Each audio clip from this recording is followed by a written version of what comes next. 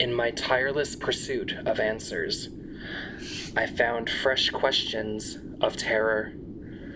Comfort is an alien notion to me. I've always been afraid, always failing to still my brain's ever-whirring cogs. But from a young age, I aimed to cease my mind's endless worrying. I poured every ounce of my energy into becoming an engineer.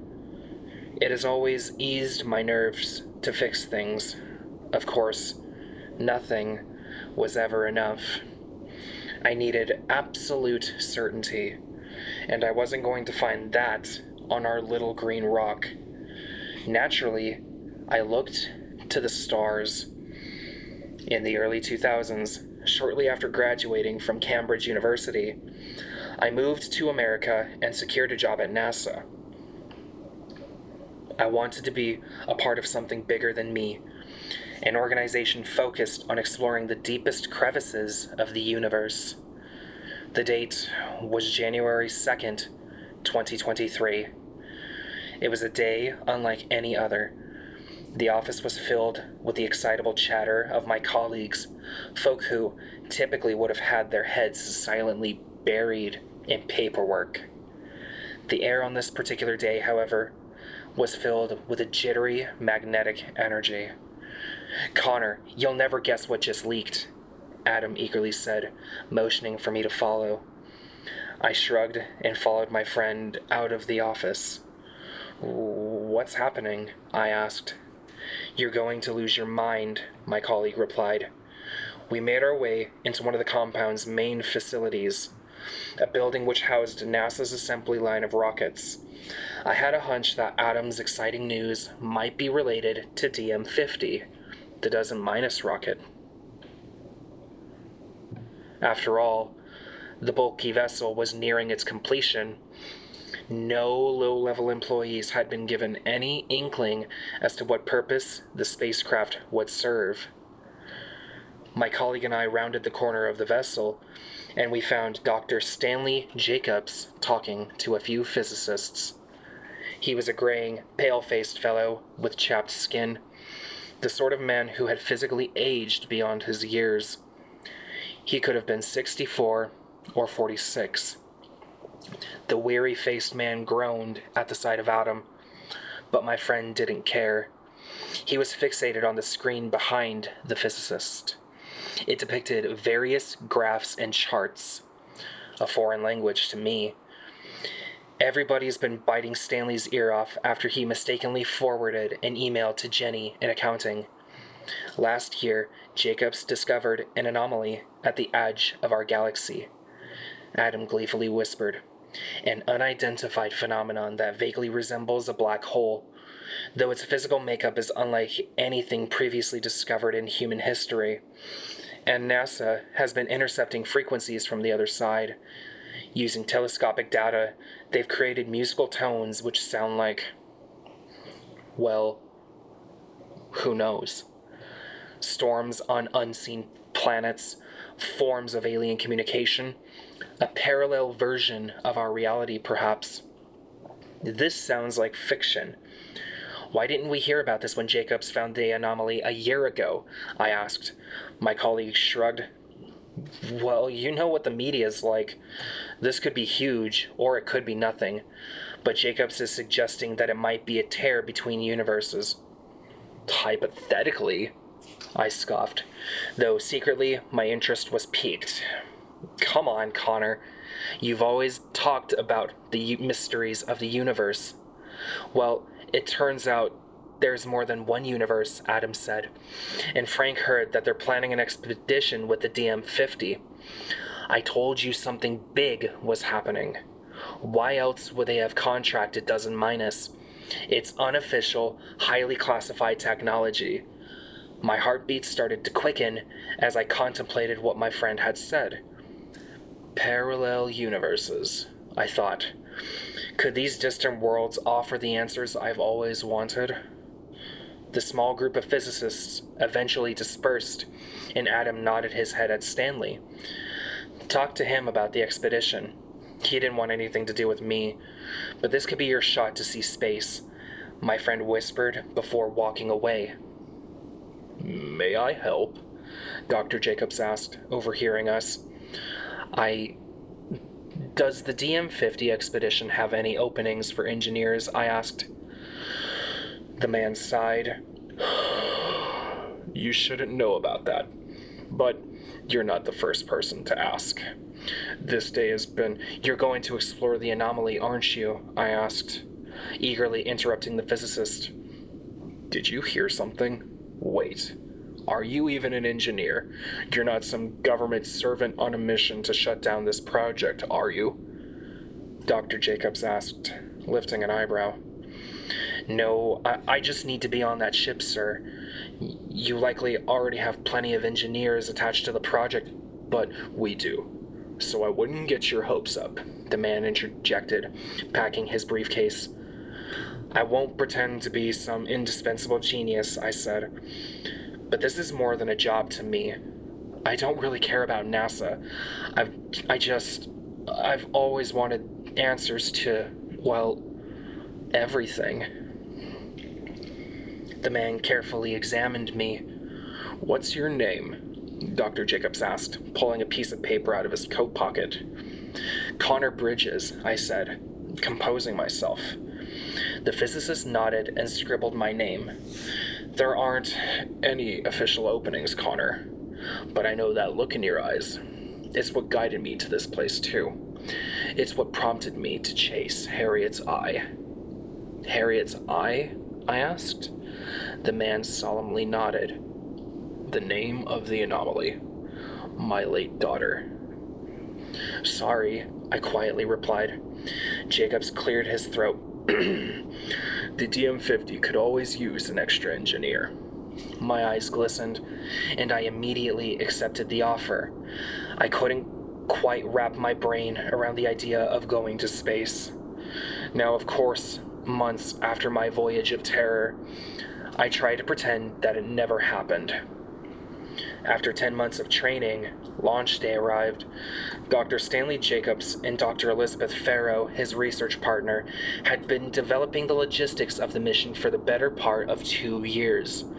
Our stealth vessel, DM-50, would venture to the edge of the Milky Way, undetected by the people of Earth, and we would send various automated research vessels into Harriet's Eye.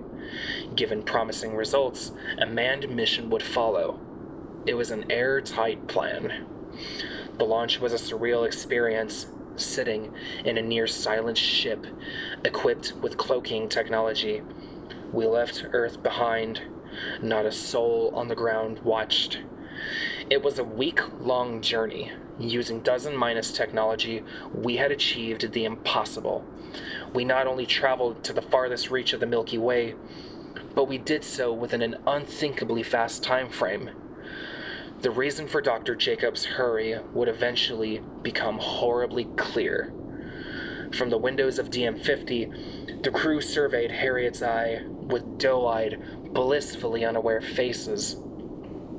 A gaggle of schoolchildren, dazzled by the mysteries of space. And as we approached, the eye grew from a blackened blemish on the horizon into a ginormous wound that had splintered the very fabric of reality. A hauntingly spectacular sight. The unmanned vessels were launched once we reached a suitably near yet safe distance from Harriet's Eye. We watched as the tiny metallic blobs jettisoned from DM-50. Then, one by one, the 3 vessels were swallowed by the blackened mouth, and we found ourselves hovering in space at the edge of oblivion, waiting for the robotic explorers to return.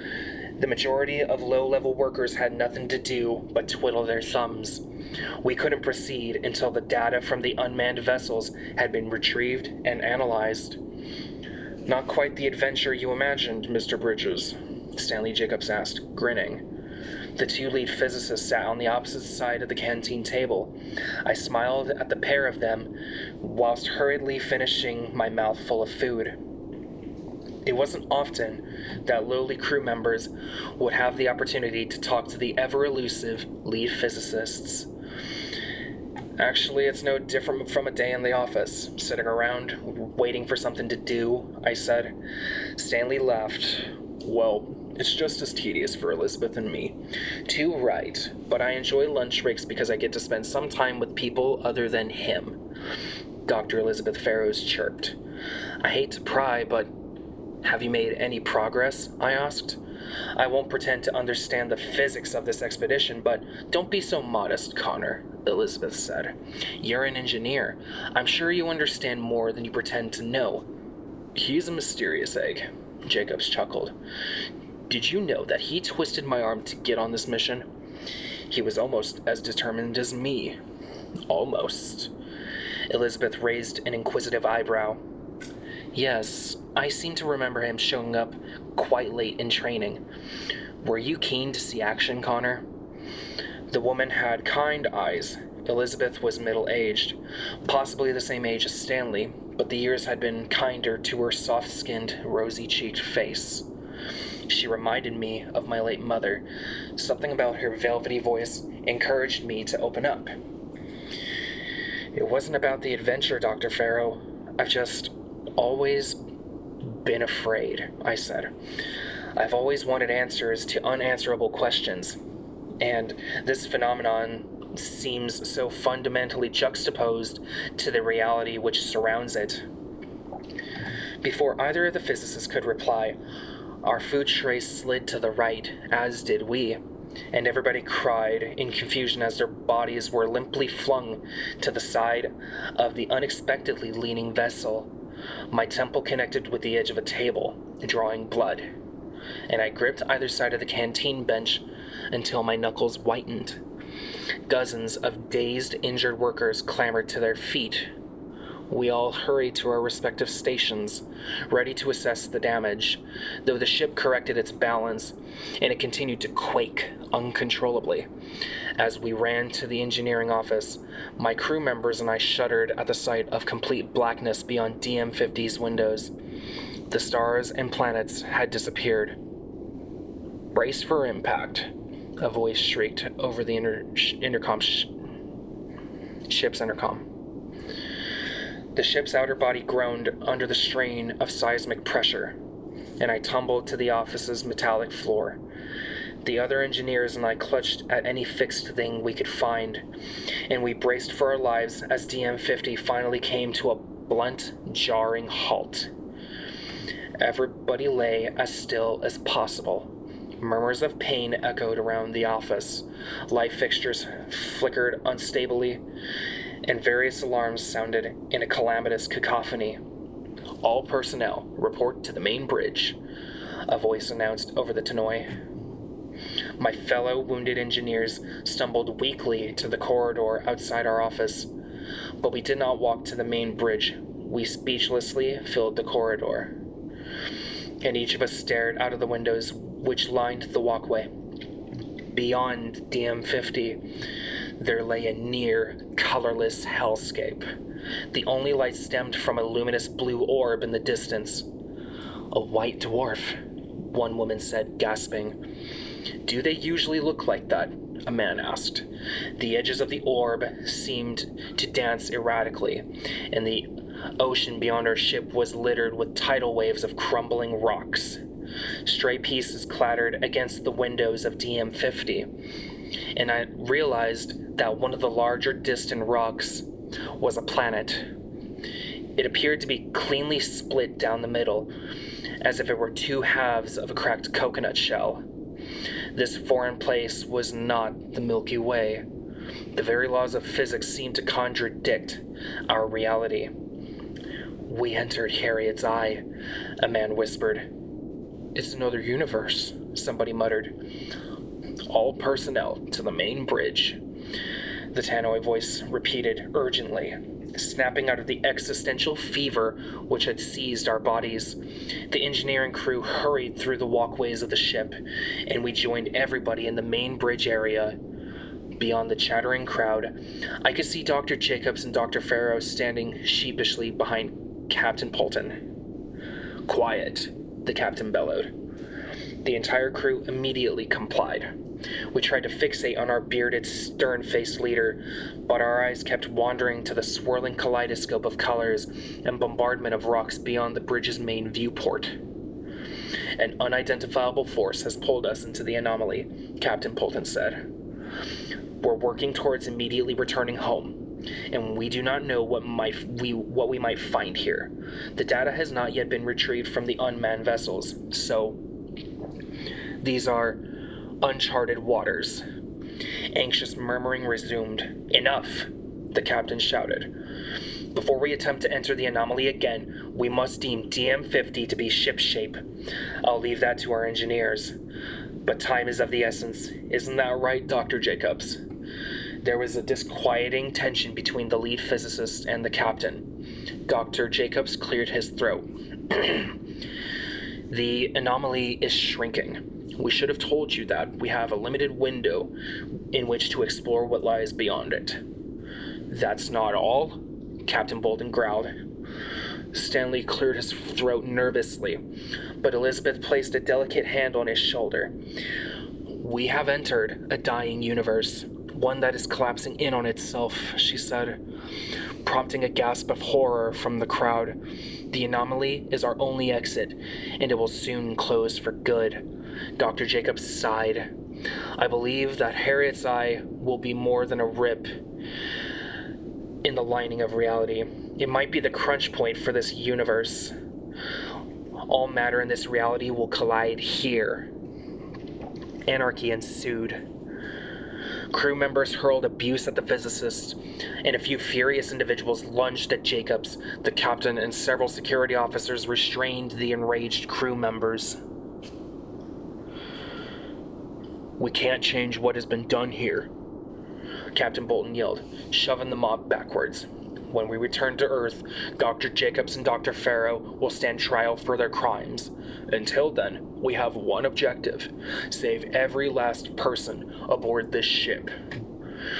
The crew worked tirelessly over the following hours, but things only worsened. We were sitting ducks at the entrance to the anomaly, the ever-closing seal between two universes. That became apparent as the ship's body began to wail painfully. The onslaught of rocks loudened against the metalwork and reinforced glass panes. DM-50 began to quake on a near constant basis, and whenever I would glance out of the ship's windows, I became acutely aware of the burgeoning light in the distance, the sinister swirling glow of 1,000,000,000,000 galaxies converging, the incoming flurry of long-dead planets and moons. The universe was collapsing, and we were at the epicenter. I eventually slumped into my bunk bed at the brink of exhaustion, but I found myself unable to shut my eyes. Eager to busy myself, I switched on my terminal to run a few final diagnostics for the evening. The sooner we could give the captain the green light to go, the better. I was surprised to find a notification in my inbox. It was a day-old video message from Adam. Hey Connor, I've been bored out of my mind. I'm still upset that Dr. Jacobs wouldn't let me join the crew, so I decided to do some research on the big man. I talked to Frank in IT because he owed me a favor, and he let me look at some of the transmissions that Jacobs had been deciphering. NASA received signals from the anomaly that seemed communicative, Connor, and it was a two-way flow, Jacobs responded. He talked to something. You need to ask him about that. The thought of receiving a message from alien life, whether in our universe or another, had once filled me with such excitement. But I was filled with inexplicable dread by the idea of Jacobs communicating with some unseen intelligence. It could have been the secrecy surrounding the communication. Jacobs hadn't told anyone that he'd already found something sentient beyond Harriet's eye. Why? My gut instinct was to confront him. I slid out of bed, got dressed, and left the engineering quarters.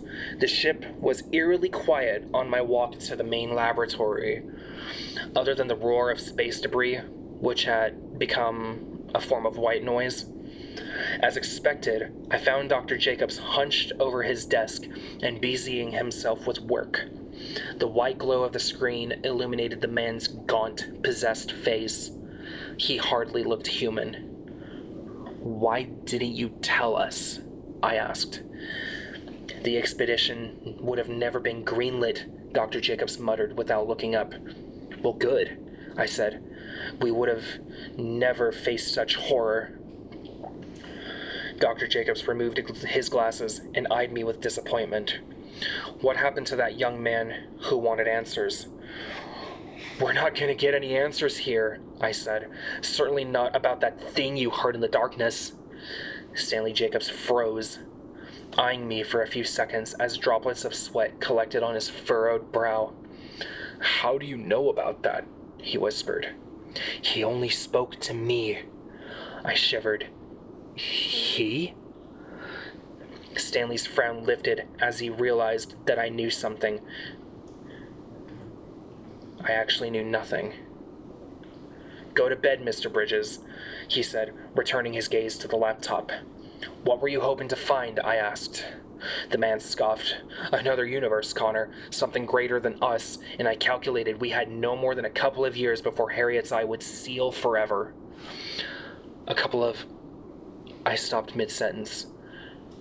"How long do we have before this reality collapses, Jacobs? Months? Weeks?" "Days," Stanley whispered. Fists clenching of their own accord, I stormed across the lab and towered over the man, who quickly shrank into his desk chair. "What could we possibly learn in days, Stanley? You brought us here to die," I barked. "I wanted this to happen sooner," he retorted, "but the airheads at NASA had to plan carefully. Unofficial projects are always messy, especially when they result in countless deaths," I said. "The anomaly almost tore the ship in half. We might not even be able to fix it. We might die. Don't you even care?" "I have every faith in you," Dr. Jacobs said, returning his gaze to the numbers on his screen. "And I had every faith in you," I replied. "You're lucky to even be here," the physicist snarled. As we continued the back-and-forth discussion, our voices gradually raised. It was only after 10 minutes of running in circles that we realized we were competing not with each other, but with the growing sound outside the ship. And when we turned our heads to the laboratory windows, Stanley and I gasped in unison. The dying universe's void was filling with light at an incredibly rapid pace, and DM50's trembling foundations felt less stable with every passing second. "No, this isn't right. We should have time," Stanley breathlessly cried. "I still have so much data to collect. I need to—" "All personnel to stations," a voice announced over the intercom. "Flight to Harriet's Eye will commence in 5 minutes. Brace for impact."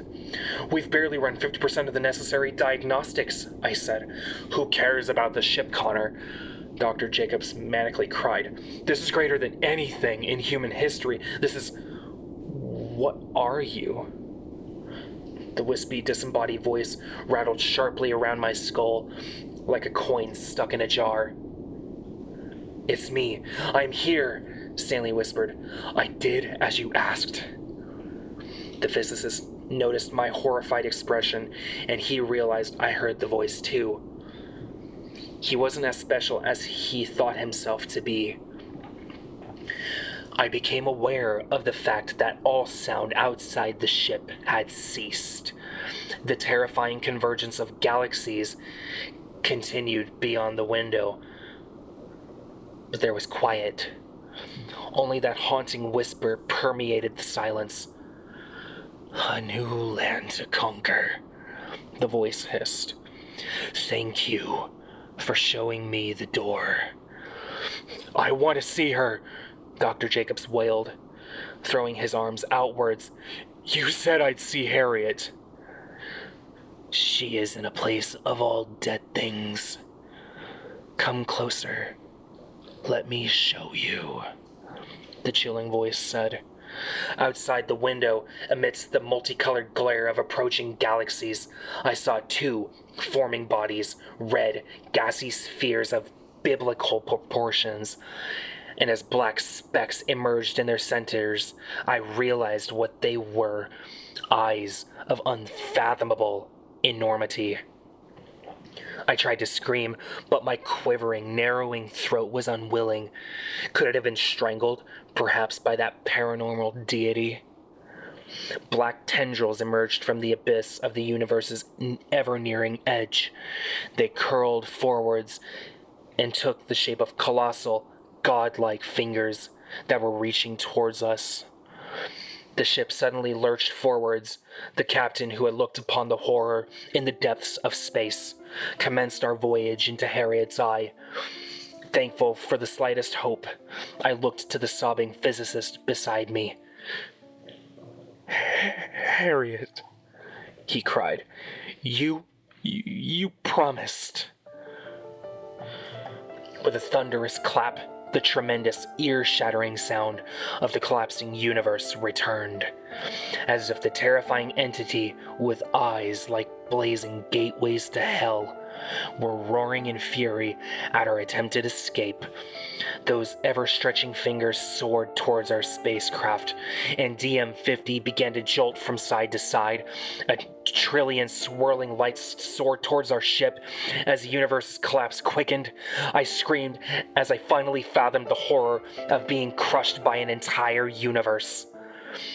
But then the pulling began, the pull of the shriveled, near-closed anomaly. Blackness began to envelop our ship. We were entering Harriet's Eye. As Stanley and I steadied ourselves against a nearby desk, I closed my eyes and thought of home. The little green rock that I had shunned for my entire life. In that moment, it was the only thing I wanted. Following an explosion of sound, everything stopped. All sound, all movement. And when I opened my eyes, we were surrounded by life. We had returned to our universe. There were bright, burning stars in the distance, fully formed planets, serene tides of space that gladly carried us home. A long, quiet journey home. I rushed to the laboratory window to eye the fading anomaly. Did it close or simply fade from view? I still don't know. Part of me believes, in the darkened distance of space, I might have seen those terrible black tendrils slinking through the tear between realities, the hand of a god fleeing its dying universe to claim another. Dr. Jacobs and Dr. Farrow await trial for what they did. I've been denied visitation privileges, but I need to see him. I need to understand the last thing he said to me. It lives.